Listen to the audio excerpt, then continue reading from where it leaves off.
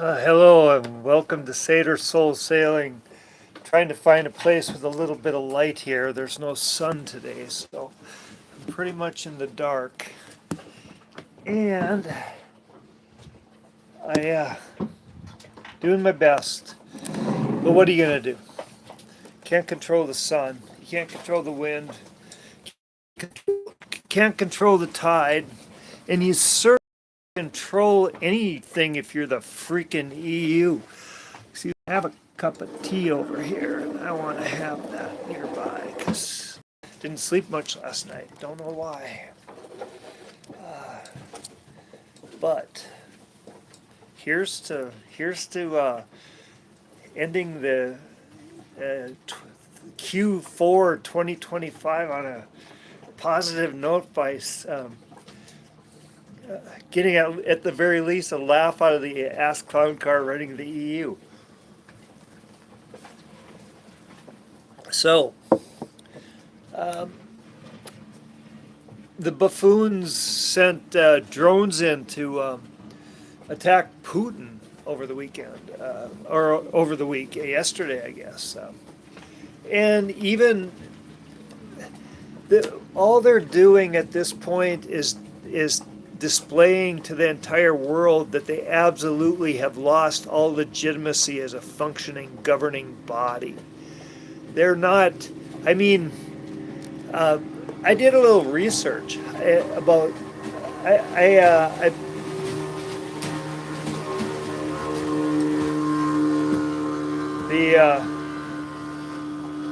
the what passes for public transit in the Caribbean is little boats like that. So I did some research,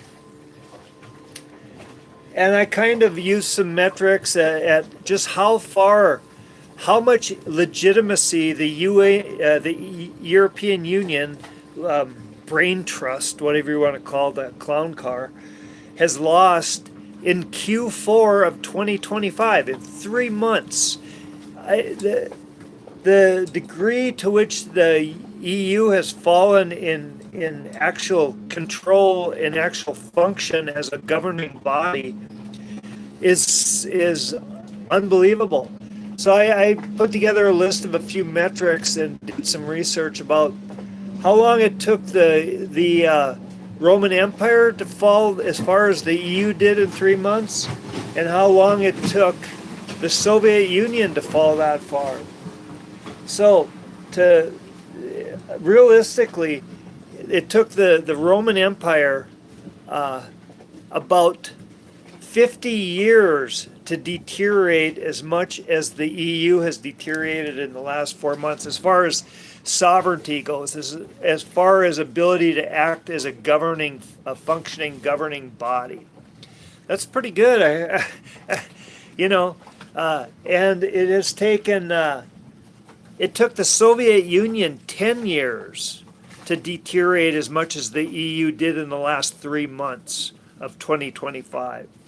So, I guess if you're going to be a complete bungling fucktard or governmental body, you might as well be the most bungling fucktards in history. There's nothing like this in recorded history. There's nothing like the utter destruction that the incompetence, arrogance, and hubris of the von der Leyen dining club in Brussels has brought on the EU in 3 months. There's nothing to compare to it.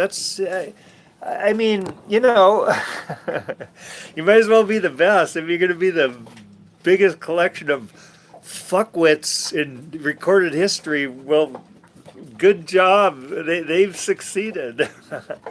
So what I was wondering, what I want to ask the cards about today is, if the EU keeps on at the rate it's going, I mean, if they keep on it, I expected the EU to eventually prove itself to be a completely castrated collection of arrogant bureaucratic ass clowns.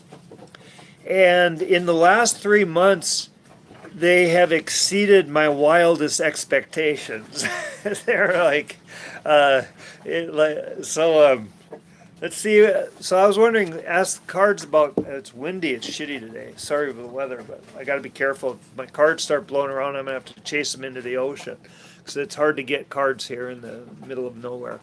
Uh, so what I'm gonna ask cards today is if they keep deteriorating, if and destroying the EU at the pace of the last 3 months, what's it going to be like in April 1st, the beginning of Q2? You know, one more quarter like this, Q1 of 2026.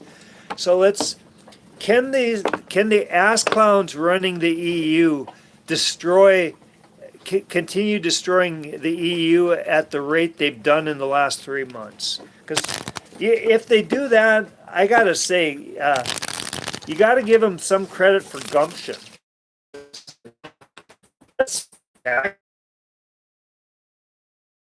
You know, I guess I guess they can, if their goal is to be the most incompetent leadership governing body in the history in recorded history, I guess they deserve a gold star on their calendar.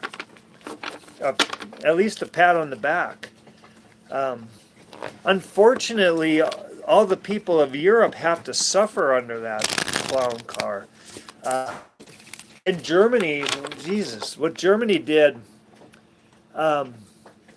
so they have admitted, Germany admitted that it can't afford to keep the retirement age where it is. So they're going to have to raise the retirement age starting next year because they don't have enough money to keep funding their pensions.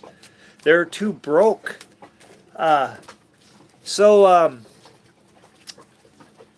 that's going to probably win them a few brownie points, huh, with the German people. And also, I forget what it's called. There's a bureaucratic thing. It's the German. Anyway, it's a German. Oh God, I forget the name of it. But anyway, they've excluded the AfD, the Alternative for Deutschland, which they call the far right party, which is actually small L, like open-minded. It's actually more peace-oriented and less hawkish and warmongering than the Social Democrats or the Christian Democrats or whatever. Somebody's yelling. Oh, don't know what's going on here, but anyway,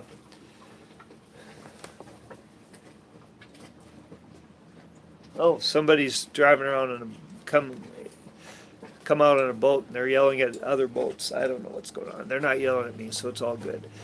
So anyway, they've I forget what it's called, the Munich something or something like that. It's an organization of German government officials.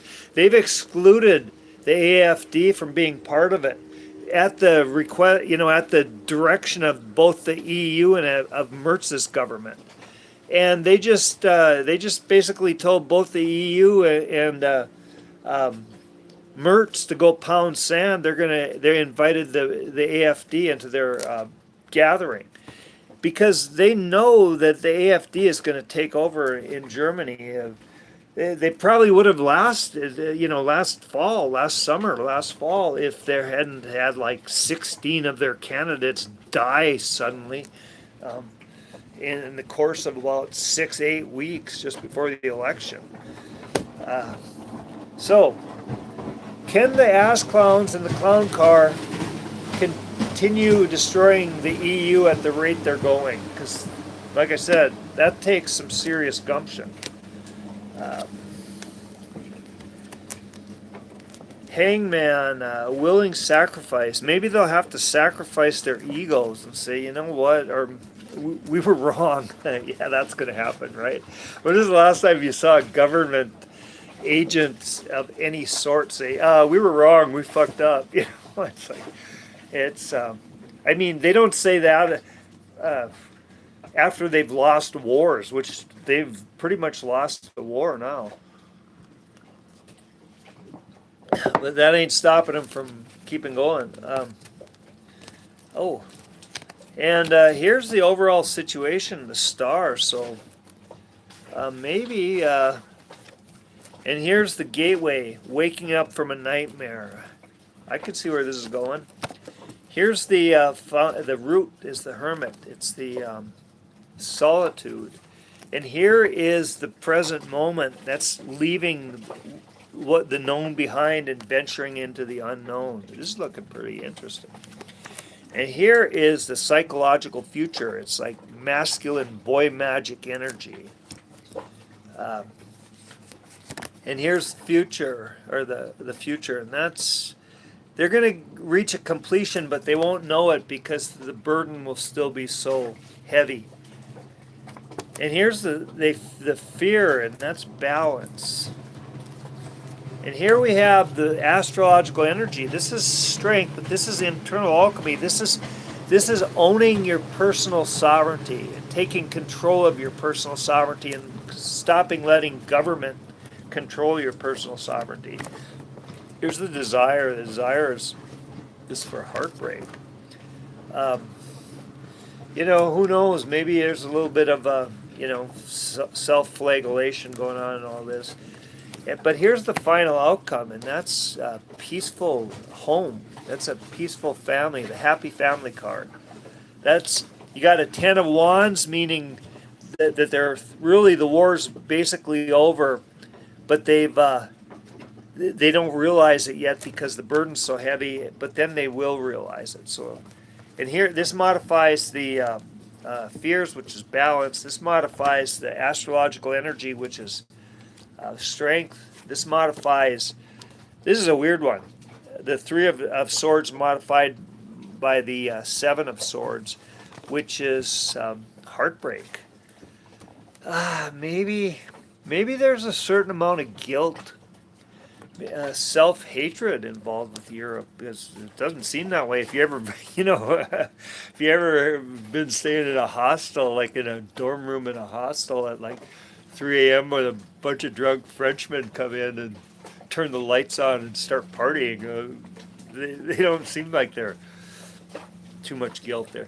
And here is the modifying the final outcome, and that's the happy family, but that's the Tower. That means there's going to be chaos. Chaos leading to, that makes a lot of sense, because this is the gateway. So to get where they're going, they have to wake up from a nightmare. And that's what we're seeing. I mean, somebody, I had a discussion, really nice guy, I like him a lot, he's Brit, but he's a sailor, and he has been kind of isolated for the last, 20 years, 50. He left, I think, at Brexit. He's sailed out of the UK and has never been back. Really like the guy, good guy, but he has no idea what's going on, and I was telling him, he said that he's been hearing this stuff about the EU falling apart his whole life, or since his whole adult life, and he said it's the same people that say hoard gold and silver. Well, he has no idea what's going on with the silver market and gold market right now either. But he's a very intelligent man. I like him and respect him a lot. He's a good sailor and a good human. He does fantastic work. He spends his time mostly trying to get supplies, medical supplies, take him to places like Haiti on a sailboat. Good man. So we talked about it a little bit, and I didn't want to harangue him too much, because we're dealing with bureaucratic bullshit, both of us, and but I was trying to explain how this is going to affect what we're dealing with like, they're called zarpes. They're the permits we have to get to go in and out of countries with our sailboats and stuff like that. Pain in the ass. But just traveling to the U.S. is a pain in the ass if you don't have the right passport right now. And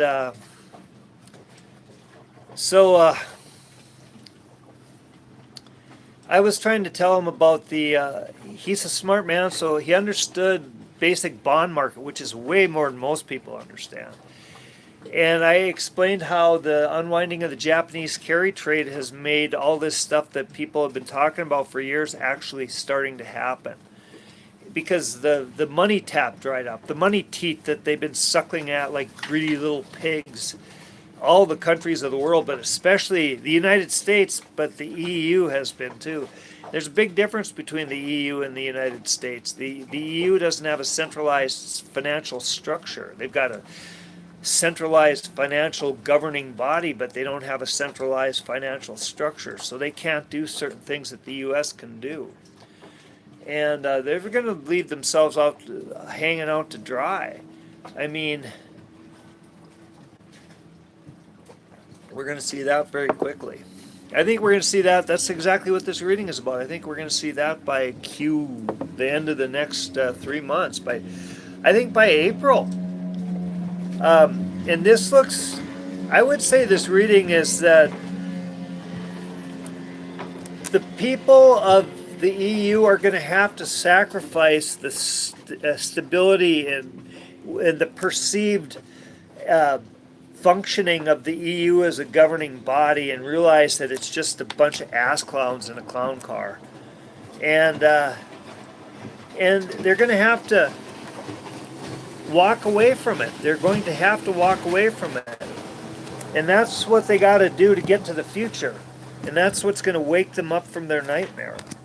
But they definitely have the internal strength to do this. They can find their own resources, and they don't need Ursula von der Leyen and her demonic adrenochrome suckers at their eyes wide shut pizza party orgies in Brussels. They've got they've got their own inner strength for this. And they're going to find that. This is their psychological future. They're going to put that strength to work. They're going to put that strength to work for themselves. And it will involve a certain amount of heartbreak and a certain amount of trouble and chaos. It's like I live on a sailboat. Living on a sailboat is a very free, very open, very unfettered life. But it's not an easy life. It requires a lot of physical strength and work, hard work, and sacrifice. A lot of sacrifice. But the key to making the sacrifice pay off is to not leave any loose ends. And they're going to get where they're going. They're going to get completion, but they won't know it because they're going to have backaches from carrying the load of the ass clown car for the last, the last 3 months have been really horrendous. I mean, that's what this reading is about, the period from like October 1st of 2025 to April 1st of 2026. But they're going to get there through that. When they realize they've got to the other side, they're going to really find a peace. And, I mean, who knows? I don't like corny movies. I love film, but like The Sound of Music, you got that, she was a really cool woman. I met her once. She liked dogs, which I appreciated. She met my dogs, Julie something or other. She's a Sound of Music lady. Anyway, you always think The Sound of Music, you got the German family frolicking in the hills singing beautiful songs, and not The Future Belongs to Me, like in that, what was that with, what's her name, Liza Minnelli movie, Cabaret. But to get there, they've got to go through chaos. There's a death moment here. That's what it is. I've said this before, it's le petit mort. This is the little death. This is like a violent orgasm the whole world is going to have, and it's going to be chaotic and almost painful, but it's going to lead to peace. It's going to lead to maybe something good could come out of this. Let's take the parts of the EU that work. Like citizens traveling freely between countries. That's really a sweet deal, almost like states in the United States. But don't force other country to follow your dictates. I think I see this. I don't think the EU is going to change course anytime soon. I think they're going to keep making the same mistakes and somehow I don't even think I think they know they're screwing the pooch. Say if you like this, watch this. If give it a like. The likes help. You know, I don't know what they help with, but gives me a reach around, right? but, um, but do it. I do it every time every time somebody reminds me. Oh yeah, put the little like button. Hit the like. And I hope you guys are getting something out of these readings. I hope the cards are having something to tell you. I hope I'm not, at the very least, even if I'm pissing you off, I'm hoping you're at least mildly amused by it. Because, let's not take this shit too seriously. Love you all, and I hope you guys have I may do another reading tomorrow. It's possible. I'm not sure if.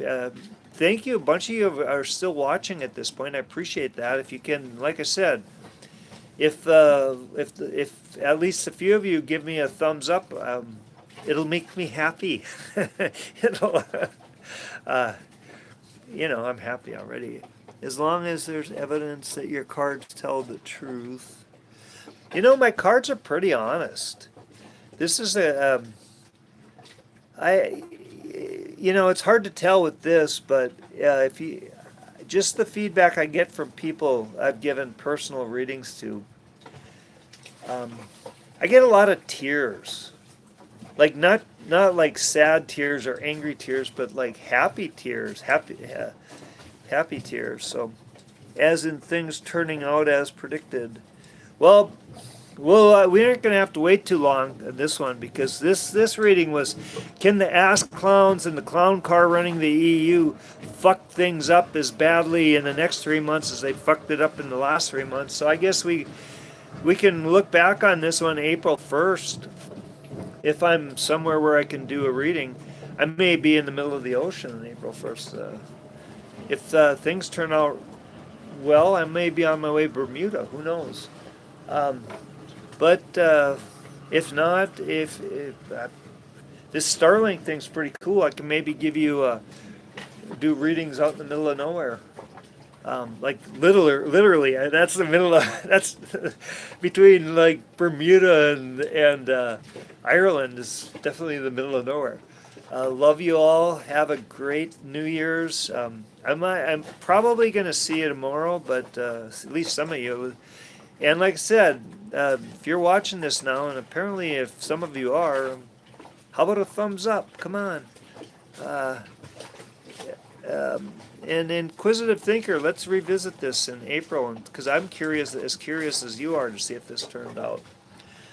My cards predicted that Israel was going to be toast, and I don't know where that's at, because they predicted that like a year and a half ago. 2 years ago. Geez, what year is this? Over 2 years ago. So, holy shit, time flies. Love you all, and enjoy the flying. Enjoy living in the madhouse at the end of time. Take care, and if you don't come back tomorrow, well, give me a like before you go, and it's my New Year's present, and I will have a safe and happy New Year's Eve.